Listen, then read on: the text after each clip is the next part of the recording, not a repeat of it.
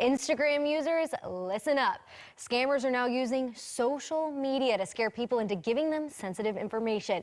News 19's Kelly Smith has the details. Scammers can be tricky, and it seems like they are always finding new ways to access personal information to exploit it for their own benefit. Lindsay George with the Better Business Bureau of North Alabama is joining me in the studio to talk about a scam that is scaring Instagram users into sharing their passwords. So, Lindsay, what is this scam and how does it work? Yes, that's right, Kelly. So Instagram users, they are receiving an email that appears to be from Instagram, but it really isn't.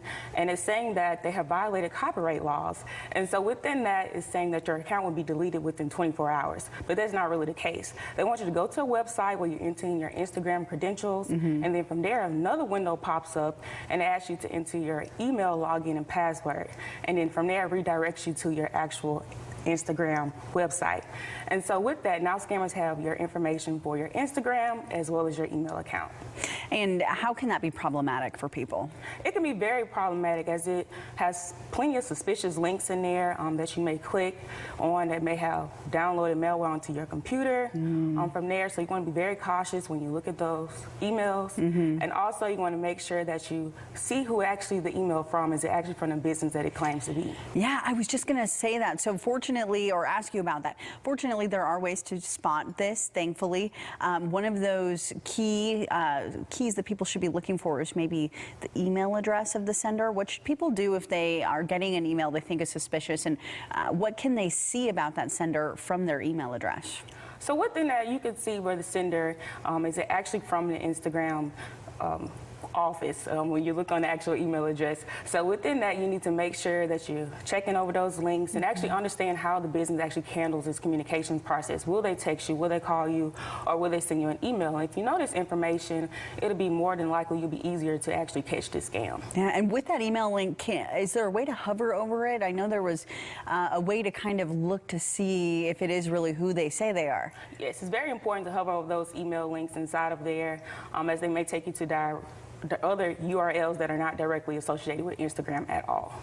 And when we talk about this, you were saying in the beginning that this email is kind of panic-inducing. Yes. Why is it so important for people not to panic if they get an email like this, and why is it suspicious if people receive an email that does kind of seem threatening or intimidating? Well, scammers, they want you to panic. And so with that, you have to keep in mind that that is one of their intimidation tactics that they use. And they'll say that, oh, we're going to delete your account within 24 hours. But you have to realize that most legitimate businesses do not handle suspicious activity in your account in this way. So it's more important to stay calm and think before you act. And clearly panicking is not helpful then if something like this happens. What can people do if they want to safely investigate the claims that this scammer is making? Okay, so you want to make sure you're checking and verifying those claims by going onto your actual account and logging in. And also you can look on the official website and see the contact information to call the actual company, Instagram in this case, to actually see if that claim is actually indeed true. And if it is, then you'll act accordingly, and from there you decide what's best to do. But basically the moral of the story is don't just do what they tell you to do. Exactly. All right, well, thank you, Lindsay, so much for joining us this morning. And if you have any questions or concerns, you can contact the Better Businesses Bureau, their Taking Action line. That number is 256-850-0719.